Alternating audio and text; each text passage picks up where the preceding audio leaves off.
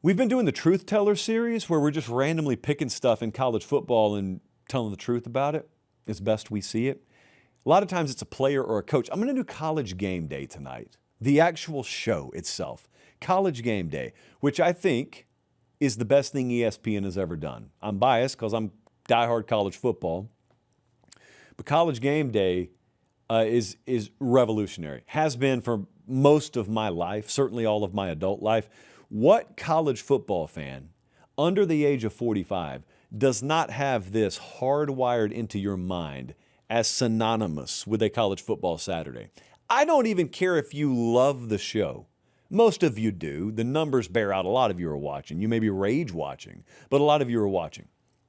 But even if you're not like in love with the show, think if you're 38 years old, if you're 27 years old, if you're 44 years old, if you're 15 years old, how do you even think college football Saturday in your mind and you don't like feel game day or see it or hear game day somewhere on a Saturday morning, just kind of laying the foundation for it all?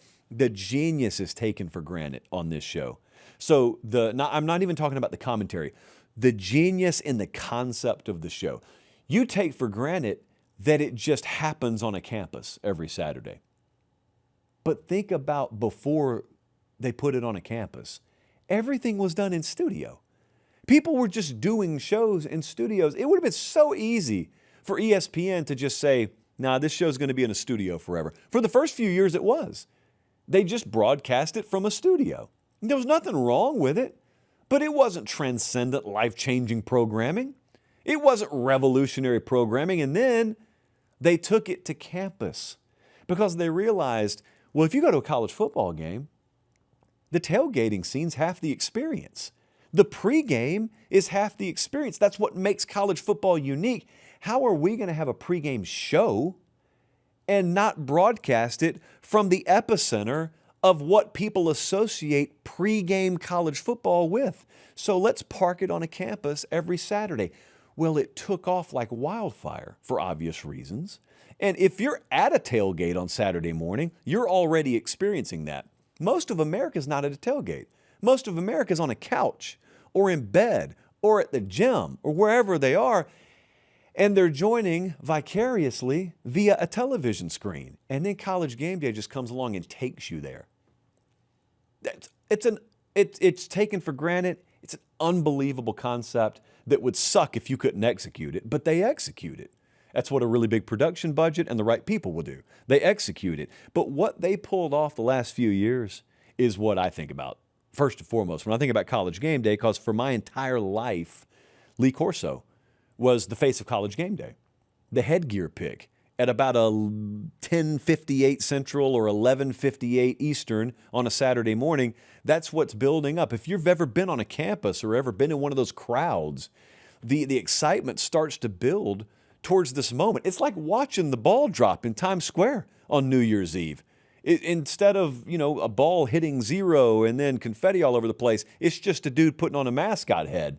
I can't imagine how Europeans view that. I can't imagine how the aliens would view it. But it made perfect sense to us. And that became a staple. It was iconic. It was an institution. And then Lee Corso gets up there in years, and for several years, it's inevitable. Like, the end is eventually going to come. Hey guys, do me one favor. Check and see if you're subscribed to the channel. If you are, great. If you're not, it's that easy. It's free. It doesn't cost you anything. It doesn't sign you up for anything. It just helps us do the show this way forever. All right, back to the clip. And when you have something that large, like that synonymous with the brand itself baked in, and there's a personality to go along with it, man, that's a tough baton transition. That's a tough handoff. And then you look right now, and the show's better than it's ever been. That's the other thing that I think is taken for granted. Pat McAfee's been totally transcendent for that show. Nick Saban's edition. You look at that lineup right now, like that's as good as it gets, man. In broadcasting, that's as good as it gets. But it'd be one thing if they just put that crew together from scratch. You just go pay a lot of folks money and do that. You already had a legacy institution in place for decades. And then that institution is leaving the show, and somehow the show's enhanced. in the aggregate. I don't know how they pulled it off, but they did it. And the irony of it all is I don't get to watch it normally, because the other truth of it is I'm either normally where they are or I'm at some other game and I'm traveling or I'm in a hotel room on a Saturday morning about to leave. So I don't get to see a whole lot of game day.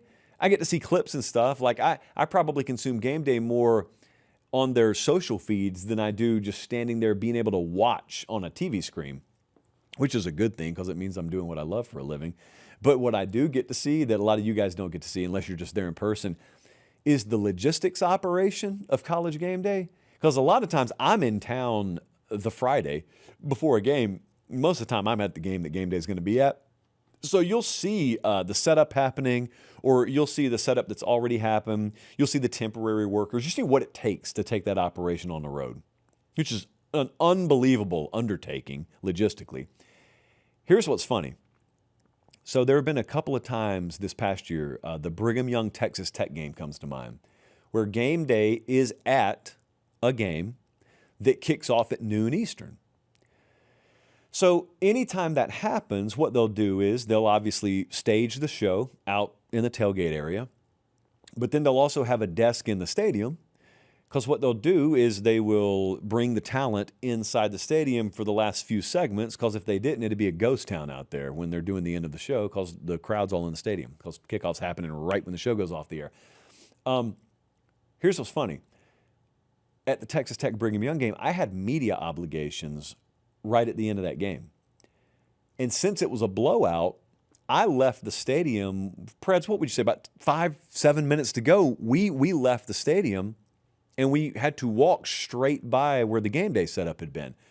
So these people are like racing against time to tear as much of this set down and get it loaded up and loaded out as they can, because they know whatever we don't get done before this game ends, we're going to have to completely hold off on, because there is about to be an army of people come back out here.